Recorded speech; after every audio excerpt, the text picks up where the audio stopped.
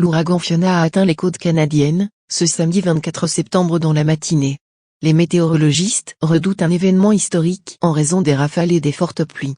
Plus de 500 000 foyers étaient privés d'électricité dans l'est du Canada samedi en début d'après-midi. Après avoir tout détruit sur son passage dans les Caraïbes, l'ouragan Fiona a commencé à s'abattre sur la côte atlantique du Canada, ce samedi dans la matinée. Où il se classera dans les livres d'histoire, nous devrons le déterminer après les faits, mais ce sera certainement un événement historique et extrême pour l'Est du Canada, a affirmé ce vendredi, lors d'une conférence de presse le météorologiste Bob Robichaud du Centre canadien de prévision des ouragans, CPO. Toujours lors de ce discours, il a qualifié l'ouragan à venir de majeur.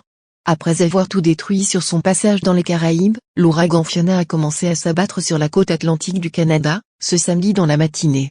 Où il se classera dans les livres d'histoire, nous devrons le déterminer après les faits, mais ce sera certainement un événement historique et extrême pour l'Est du Canada, a affirmé ce vendredi, lors d'une conférence de presse le météorologiste Bob Robichaud du Centre canadien de prévision des ouragans, CPO. Toujours lors de ce discours, il a qualifié l'ouragan à venir de majeur. Dans son dernier bulletin, le CPO explique que le cyclone devrait être un événement météo violent pour le Canada atlantique et l'Est du Québec. Selon leurs experts météo, Fiona devrait devenir une tempête post-tropicale très intense.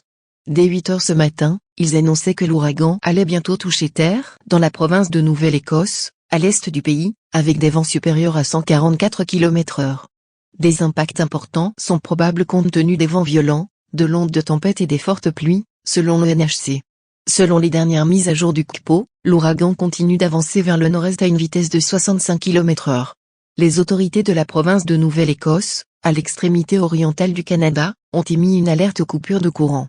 Les habitants devront rester enfermés chez eux et avoir suffisamment de provisions pour, au minimum, 72 heures. Dans la province voisine de l'île du Prince-Édouard, les habitants se sont également préparés à la tempête. On mentirait si on disait qu'on n'est pas inquiet à propos de Fiona, a déclaré Lisa Gall, propriétaire d'un restaurant au bord de l'eau à Charlottetown, interrogée par la chaîne CTV. Le Premier ministre Justin Trudeau a sommé la population de prendre les bonnes précautions. Sur place, journalistes et observateurs ont publié les images, via les réseaux sociaux, de l'arrivée de l'ouragan. Elles donnent une idée de l'ampleur du phénomène en préparation.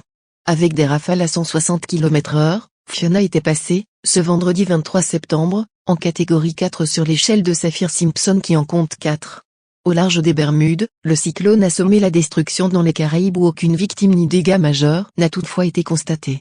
Le fournisseur d'électricité Belco a affirmé que 15 000 parmi les 36 000 foyers que compte ce territoire britannique, restaient sans courant vendredi après-midi. L'électricité a ensuite été rapidement rétablie dans de nombreuses zones. On a eu quelques petits dégâts sur nos locaux, mais rien de grave, a déclaré à l'AFP Jason René, propriétaire d'un magasin de souvenirs dans la capitale Hamilton, soulignant que quelques portes et fenêtres avaient tout de même été arrachées.